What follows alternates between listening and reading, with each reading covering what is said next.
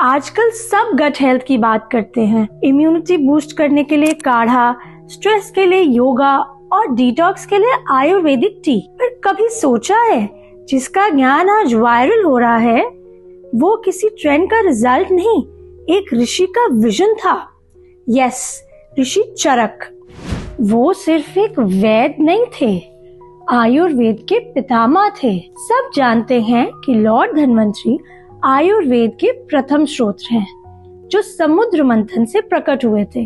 और चरक उनके बाद उस परंपरा के एक महान आचार्य हुए। वे राजा कनिष्क के राजवैद्य भी थे। उन्होंने जो ग्रंथ दिया उसका नाम था चरक संहिता। एक्चुअली ये ज्ञान ऋषि भारद्वाज और फिर उनके शिष्य अग्निवेश तक पहुंचा, पर ऋषि चरक ने उसका इम्प्रोवाइज्ड वर्जन दिया और उसे टाइमलेस बना दिया। आपको पता है उस ग्रंथ में सब कुछ लिखा था, जैसे शरीर के दोष, वात, पित्त, कफ, डेली रूटीन, डाइट और सही नींद, माइंड और इमोशंस का हेल्थ से कनेक्शन, और सबसे इम्पोर्टेंट रोग आने से पहले का प्रिवेंशन। वो कहते थे कि जो वैद्य रोग आने से पहले ही उसको पहचान ले वो ही है सही वैद्य। दुनिया आज जो रिसर्च से प्रूव कर रही है, gut brain link, immunity, plant based medicine, Charak ने वो हजारों साल पहले लिख दिया था। उनका मैसेज सिंपल था,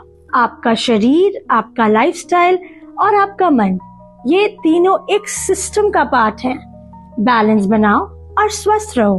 तो जब आप काढ़ा पीते हो या किसी नुस्खे को गूगल करते हो तो एक बार सोचना, ये सब किसी मॉडर्न ट्रेंड का पार्ट नहीं, ये ऋषि चरक का दिया हुआ ज्ञान है। आयुर्वेद उनकी आवाज थी और चरक उस ज्ञान का सार।